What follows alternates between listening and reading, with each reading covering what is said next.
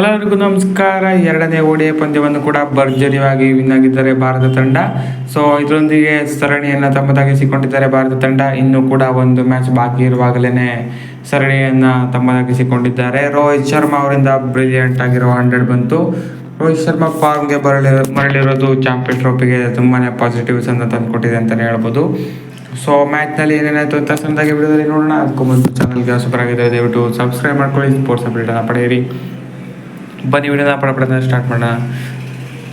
Toss ಗೆದ್ದ England batting ಆಯ್ಕೆ ಮಾಡ್ಕೊಳ್ಳುತ್ತೆ. Batting ಆಯ್ಕೆ ಮಾಡಿಕೊಂಡ ಇಂಗ್ಲೆಂಡ್ ತಂಡಕ್ಕೆ ಭರ್ಜರಿಯಾದ ಆರಂಭ ದೊರೆಯುತ್ತೆ.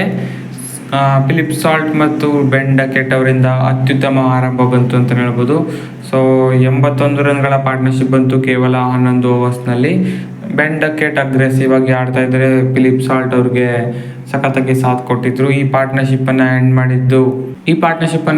ಮಾಡಿದ್ದು ಇವತ್ತಿನ ಮ್ಯಾಚ್ನಲ್ಲಿ ಡೆಬ್ಯೂಟ್ ಮಾಡಿದ ವರುಣ್ ಚಕ್ರವರ್ತಿ ಅವರು. ಫಿಲ್ ಸಾಲ್ಟ್ ಅವರ ವಿಕೆಟನ್ನು ಮೊದಲು ಪಡೆದುಕೊಳ್ತಾರೆ. ಅದಾದ ಬಳಿಕ ರವೀಂದ್ರ ಜಡೇಜಾ ಅವರಿಂದ ಅತ್ಯುತ್ತಮ ಸ್ಪೆಲ್ ಬರುತ್ತೆ ಅಂತಲೇ ಹೇಳ್ಬೋದು. ಚೆನ್ನಾಗಿ ಆಡ್ತಿದ್ದ ಡಕೆಟ್ ಅವರನ್ನು ರವೀಂದ್ರ ಜಡೇಜಾ ಅವರು ಔಟ್ ಮಾಡ್ತಾರೆ. 65 ರನ್ ಗಳಿಸಿ ಒಂದೊಳ್ಳೆ ಇನ್ನಿಂಗ್ಸ್ ಆಡಿ ಡಕೆಟ್ ಅವರು ಔಟ್ ಆಗ್ತಾರೆ. ಡಕೆಟ್ ಅವರು ಔಟ್ ಆದ ಬಳಿಕ ಜೋ ರೂಟ್ ಮತ್ತು ಹ್ಯಾರಿ ಬ್ರೂಕ್ ಕೊಂಚ ಜೊತೆ ಆಟವನ್ನು ಆಡ್ತಾರೆ ಅಂತಲೇ ಹೇಳ್ಬೋದು. ಸಖತ್ತಾಗಿ ಬರ್ತಾ ಇತ್ತು ಇನ್ಫ್ಯಾಕ್ಟ್ ಈ ಜೊತೆ ಆಟ. ಆದರೆ ಹರ್ಷಿತ್ ರಾಣಾ ಬ್ರೇಕ್ ಥ್ರೂ ತಂದು ಕೊಡ್ತಾರೆ ಹ್ಯಾರಿ ಬ್ರೂಕ್ ಅವರನ್ನು ಔಟ್ ಮಾಡೋ ಮುಖಾಂತರ. ಸೊ ಕೊನೆಗೆ ಮತ್ತೊಮ್ಮೆ ರೂಟ್ ಮತ್ತು ಬಟ್ಲರ್ ಅವರಿಂದ ಒಂದೊಳ್ಳೆ ಪಾರ್ಟ್ನರ್ಶಿಪ್ ಬರುತ್ತೆ. ಸೊ ಬಟ್ಲರ್ ಅಗ್ರೆಸಿವ್ ಆಗಿ ಆಡಿ ಹಾರ್ದಿಕ್ ಪಾಂಡ್ಯ ಅವ್ರಿಗೆ ಔಟ್ ಆಗ್ತಾರೆ. 34 ರನ್ಗಳ ಕ್ಯಾಮಿಯೋ ಆಡ್ತಾರೆ ಅಂತಲೇ ಹೇಳ್ಬೋದು ಜಾಸ್ ಬಟ್ಲರ್ ಅವರು. ಸೊ ಅದಾದ ಬಳಿಕ ಜೋ ರೂಟ್ ಅವರು ತಮ್ಮ ಅರ್ಧಶತಕವನ್ನು ಪೂರ್ಣಗೊಳಿಸ್ತಾರೆ. ಸಖತ್ತಾಗಿ ಆಡ್ತಾರೆ ಜೋ ರೂಟ್ ಈ ಮ್ಯಾಚ್ನಲ್ಲಿ. ಸೊ ಕೊನೆಯಲ್ಲಿ ಜಡೇಜಾ ಅವರ ಬರ ಶುರುವಾಗುತ್ತೆ ಅಂತ ಹೇಳ್ಬೋದು. ಲಾಸ್ಟ್ನಲ್ಲೂ ಕೂಡ ಸಖತ್ತಾಗಿಯೇ ಬೌಲಿಂಗ್ ಮಾಡ್ತಾರೆ. ಜೋ ರೂಟ್ ಅವರ ವಿಕೆಟನ್ನು ಪಡೀತಾರೆ. ಹಾಗೆಯೇ ಜೇಮಿ ಓವರ್ಟನ್ ಅವರ ವಿಕೆಟನ್ನು ಕೂಡ ಪಡೀತಾರೆ. ಸೊ ಮ್ಯಾಚಿನ ಕೊನೆಯ ಅವರ್ಸ್ನಲ್ಲಿ ಚೇಂಜ್ ಮಾಡ್ತಾರೆ ಅಂತ ಹೇಳ್ಬೋದು. ಇನ್ಫ್ಯಾಕ್ಟ್ ಲಾಸ್ಟ್ 10 ಓವರ್ಸ್ನಲ್ಲೂ ಕೂಡ 2 ಓವರ್ನ ಸ್ಪೆಲ್ ಆಗ್ತಾರೆ ಜಡೇಜಾ. ಅದರಲ್ಲೂ ಕೂಡ ಸಖತ್ತಾಗಿ ಬೌಲಿಂಗ್ ಮಾಡ್ತಾರೆ. ಇವತ್ತು ಸ್ಟ್ಯಾಂಡರ್ಡ್ ಪರ್ಫಾರ್ಮೆನ್ಸ್ ಬೌಲಿಂಗಲ್ಲಿ ಅಂದರೆ ರವೀಂದ್ರ ಜಡೇಜಾ 10 ಓವರ್ನಲ್ಲಿ 35 ರನ್ ನೀಡಿ 3 ವಿಕೆಟನ್ನು ಪಡೆದು ತಮ್ಮ ಕೋಟವನ್ನು ಮುಗಿಸ್ತಾರೆ. ಕೊನೆಯಲ್ಲಿ ಇಂಗ್ಲೆಂಡ್ಗೆ ಆಸರೆಯಾಗಿದ್ದು ಲಿಯಾಮ್ ಲಿವಿಂಗ್ಸ್ಟೋನ್ ಅಬ್ಬರದ ಬ್ಯಾಟಿಂಗ್. ಸೊ ಕೊನೆಯಲ್ಲಿ ಮ್ಯಾಚನ್ನು ಚೆನ್ನಾಗಿ ಫಿನಿಶ್ ಮಾಡ್ತಾರೆ ಲಿಯಾಮ್ ಲಿವಿಂಗ್ಸ್ಟೋನ್. ಇದರೊಂದಿಗೆ 300 ರನ್ಗಳ ಗಡಿಯನ್ನು ಕೂಡ ದಾಟಿಸ್ತಾರೆ ಇಂಗ್ಲೆಂಡ್ ತಂಡ. ಸೊ ಕೊನೆಗೆ ಆಲ್ಔಟ್ ಆಗ್ತಾರೆ ಇಂಗ್ಲೆಂಡ್ 304 ರನ್ಗೆ. ಭಾರತ ಪರವಾಗಿ ಜಡೇಜಾ ಪ್ರಮುಖ ಬೌಲರ್. ಅದನ್ನು ಬಿಟ್ಟರೆ ಚಕ್ರವರ್ತಿ, ಪಾಂಡ್ಯ, ಹರ್ಷಿತ್ ರಾಣಾ ಮತ್ತು ಶಮಿ ತಲಾ ಒಂದೊಂದು ವಿಕೆಟನ್ನು ಪಡಿತಾರೆ. ಸೊ ಇದರೊಂದಿಗೆ 305 ರನ್ಗಳ ಬೃಹತ್ ಮೊತ್ತವನ್ನು ಕೊಡ್ತಾರೆ ಭಾರತ ತಂಡಕ್ಕೆ ಚೇಸ್ ಮಾಡೋದಕ್ಕೆ.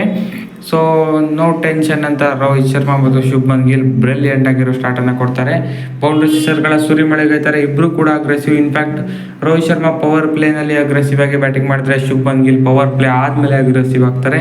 ಸೊ ಇಬ್ಬರು ಕೂಡ ಅರ್ಧಶತಕವನ್ನು ಗಳಿಸ್ತಾರೆ. ಚೆನ್ನಾಗಿ ಆಡ್ತಿದೆ ಶುಭ್ಮನ್ ಗಿಲ್. 60 ರನ್ ಗಳಿಸಿ ಒಂದು ಬ್ಯೂಟಿಫುಲ್ ಯಾರ್ಕರ್ಗೆ ಬೋಲ್ಡ್ ಆಗಬೇಕಾಗಿ ಬರುತ್ತೆ.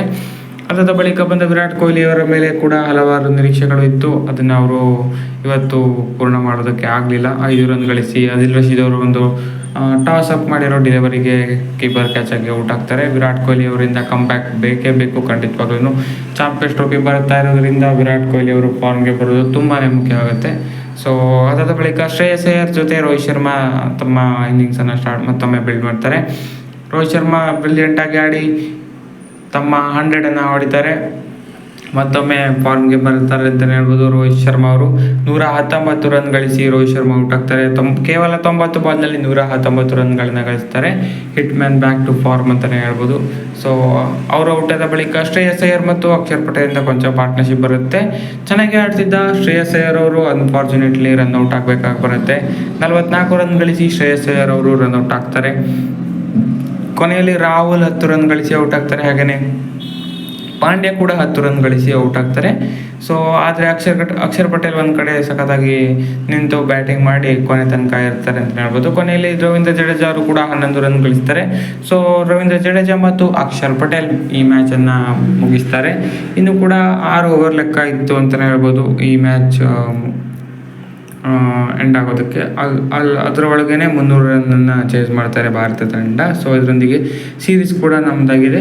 ಇನ್ನು ಅಹಮದಾಬಾದ್ನಲ್ಲಿ ಮತ್ತೊಂದು ಲಾಸ್ಟ್ ODI ಪಂದ್ಯ ಇದೆ. ಸೊ ಅದನ್ನು ಕೂಡ ಗೆದ್ದು ಸರಣಿ ಕ್ಲೀನ್ ಸ್ವೀಪ್ ಮಾಡಬೇಕು. ಸೊ ವಿರಾಟ್ ಕೊಹ್ಲಿ ಅವರು ಕೂಡ ಫಾರ್ಮ್ಗೆ ಬರಬೇಕು.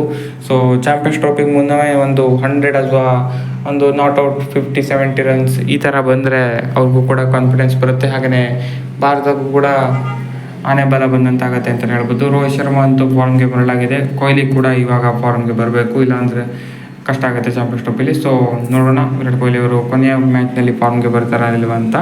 ಸೊ ಸರಣಿ ನಮ್ಮದಾಗಿದೆ, ಇನ್ನು ಕೊನೆಯ ಪಂದ್ಯ ಒಂದು ಬಾಕಿ ಇರೋದು.